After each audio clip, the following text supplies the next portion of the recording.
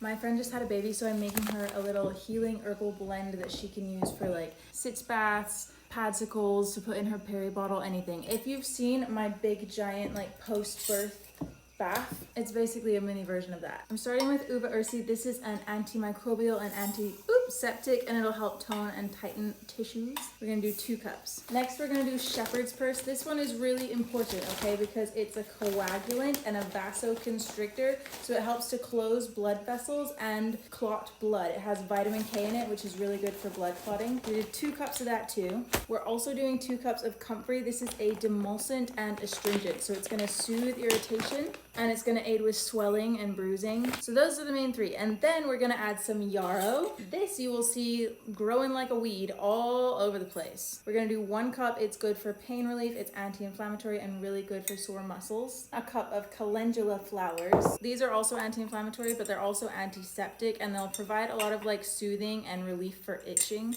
And then oat straw. This is really optional. It's another one really good for bleeding and wound healing. It's also just really calming and soothing for the nerves. Just gonna mix it up with your hands, imbue it with lots of love. Then I'm just gonna throw it in some paper bags, but I'm also gonna brew up a batch for her ahead of time so she doesn't have to think about it. And I'll show you the process so you can tell your friend, or ideally whoever's caring for her, how to do it. Essentially, 1 cup is gonna be 1 batch, like a serving. You wanna bring a pot of water to a rolling boil. We're aiming for having like a gallon. Then once it's boiling, turn it down to like a slow simmer and throw in your herbs. Stir the cauldron for a moment. Then you're gonna cover it and let it simmer for like 20 minutes on low. After about 20 minutes, you're gonna take it off the heat, and then ideally leave it for a little while before using. I'm gonna leave it overnight until it's cooled.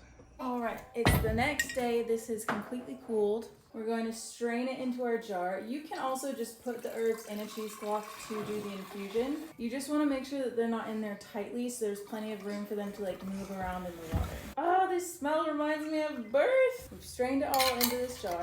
We're attaching a cheesecloth for some easy brewing, and of course the instructions, and we're ready to deliver. Make this for your friends who've just had a baby. It will make them feel so good.